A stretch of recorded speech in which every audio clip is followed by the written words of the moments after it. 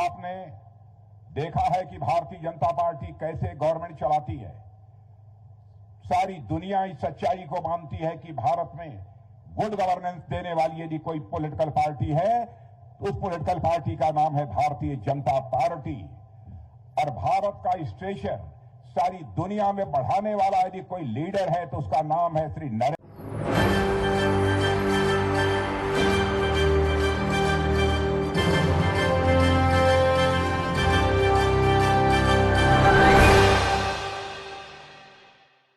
राजनाथ सिंह कर्नाटक पहुंचने के बाद लगातार जो है यहां पर देश के प्रधानमंत्री नरेंद्र मोदी की तारीफ करते हैं और ये बताते हैं कि आखिर देश के लिए सोचता कौन है। क्या यहां पर राजनाथ सिंह इस बात को भूल गए हैं कि यहां पर पुलवामा हादसे का सच क्या है? क्या राजनाथ सिंह ये भूल चुके हैं कि आपने जो है यहां पर सैनिकों पर राजनीति कर ली? क्या राजनाथ सिंह इस बात को भूल चुके हैं कि आपने जो है यहां पर मांगने पर भी जो है सैनिकों को विमान नहीं दिए थे? नमस्कार, आपके साथ मैं हूं ऋतिक सबिता। स्वागत है आपका SPN9 न्यूज में। दर्शकों, आपको बता दें कि राजनाथ सिंह इस समय जो है कर्नाटक के चुनाव प्रचार के दौरे पर हैं। उनको स्टार प्रचारक की सूची में शामिल किया गया है और जो है राजनाथ सिंह एक के बाद एक बड़ी बात और सौगात कर्नाटक की जनता तक पहुंचाने का प्रयास कर रहे हैं। लेकिन सवाल ये उठता है कि राजनाथ सिंह आखिर पुलवामा हादसे को लेकर चुप्पी क्यों नहीं तोड़ रहे हैं? एक तरफ देखा जाए तो ये खबर सामने आ रही है कि राजनाथ सिंह कहीं ना कहीं प्रधानमंत्री बनने का सपना देख रहे हैं, तो दूसरी तरफ यहां पर सत्यपाल मलिक ने राजनाथ सिंह को लेकर तमाम जो है सबूत पेश करते हुए जो है यहां पर खुलासा कर दिया। लेकिन राजनाथ सिंह कर्नाटक पहुंचने के बाद क्या कुछ कहते हैं, आप खुद ही सुनिए।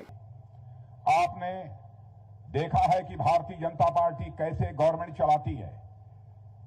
सारी दुनिया इस सच्चाई को मानती है कि भारत में गुड गवर्नेंस देने वाली यदि कोई पॉलिटिकल पार्टी है तो उस पॉलिटिकल पार्टी का नाम है भारतीय जनता पार्टी।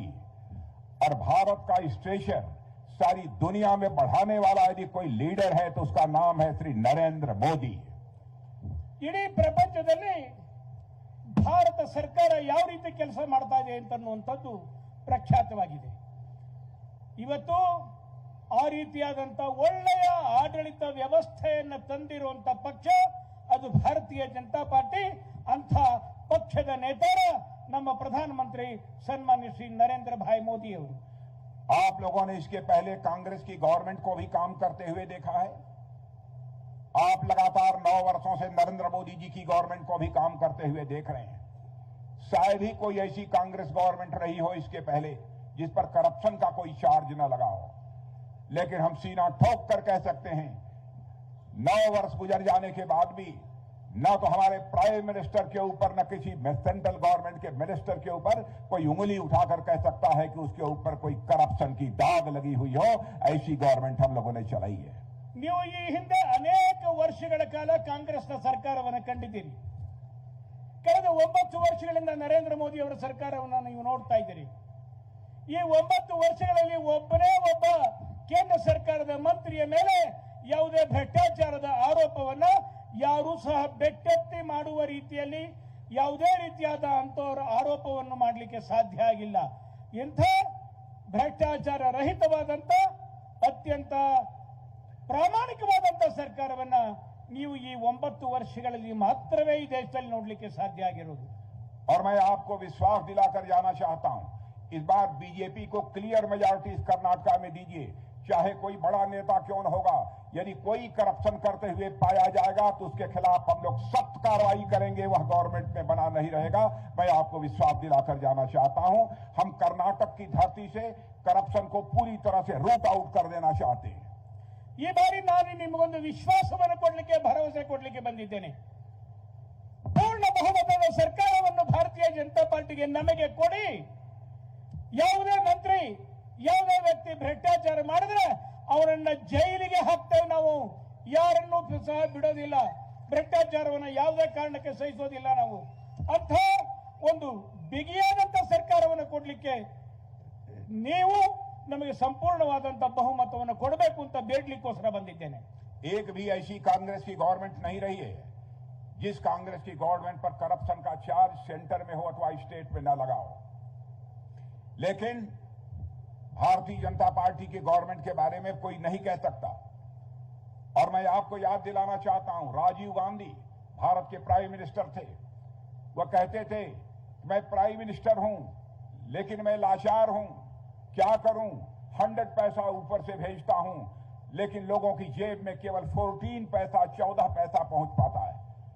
लेकिन आपने हमारे प्राइम मिनिस्टर मोदी जी को देखा होगा, यदि वह 100 पैसा वहां से भेजते हैं, प्रधानमंत्री किसान सम्मान निधि में 10,000 रुपया भेजते हैं, तो 10,000 का 10,000 आपकी पॉकेट में जाता है। बहनों भाइयों, एक भी पैसा करप्शन को भेंट नहीं चढ़ने पाता है। ಇಲ್ಲಿಯ ತನಕ ನೀವು ನೋಡಿರುವಂತ ಎಲ್ಲ ಕಾಂಗ್ರೆಸ್ ಸರ್ಕಾರಗಳದು ಕೇಂದ್ರದಲ್ಲಿರ್ಬೋದು, ರಾಜ್ಯಗಳಲ್ಲಿರ್ಬೋದು, ಎಲ್ಲ ಕಡೆ ಭ್ರಷ್ಟಾಚಾರವನ್ನ ನಾವು ಮಾಡಿದ್ದೇವೆ, ಅವ್ರು ಮಾಡ್ತಾ ಇರೋದನ್ನ ನಾವು ನೋಡಿದ್ದೇವೆ. ಈ ಹಿಂದೆ ಈ ದೇಶದ ಪ್ರಧಾನಮಂತ್ರಿಯಾಗಿದ್ದಂತ ರಾಜೀವ್ ಗಾಂಧಿ ಅವರು ಹೇಳಿದ್ರು, ನಾನೊಬ್ಬ ಬಡಪಾಯಿ, ನಾನೊಬ್ಬ ಅಸಹಾಯಕ, ನಾನೊಬ್ಬ ನಿಸ್ಸಹಾಯಕ, ನನ್ನ ಕೈನಲ್ಲಿ ಏನು ಮಾಡೋಕ್ಕಾಗೋದಿಲ್ಲ ಅಂತ ಮಾತನ್ನ ಹೇಳಿದ್ರು. ಅವರೇ ಹೇಳಿದ್ರು, ಕೇಂದ್ರ ಸರ್ಕಾರದಿಂದ ನಾನು 100 ಪೈಸೆಗಳನ್ನ ಕಳಿಸ್ತು ಅಂತಂದ್ರೆ ಅದು ಕೊನೆಗೆ ಮುಟ್ಟಬೇಕಾದಂತ ವ್ಯಕ್ತಿಗೆ ಕೇವಲ 14 ಪೈಸೆ ಮಾತ್ರವೇ ತಲುಪುತ್ತೆ ಅಂತ. ಅಂದ್ರೆ 86 ಪೈಸೆ ಗಾಯಬ್.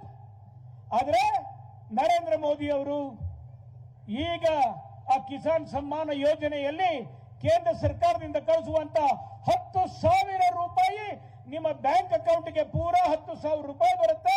ಮಧ್ಯೆ ಯಾರಿಗೂ ತಿನ್ಲಿಕ್ಕೆ ಯಾವುದೇ ಅವಕಾಶ ಇಲ್ಲ. ಇಂಥ ಪ್ರಾಮಾಣಿಕವಾದಂತ ಸರ್ಕಾರವನ್ನ ನೀವೀಗ ನೋಡ್ತಾ ಇದ್ದೀರಿ.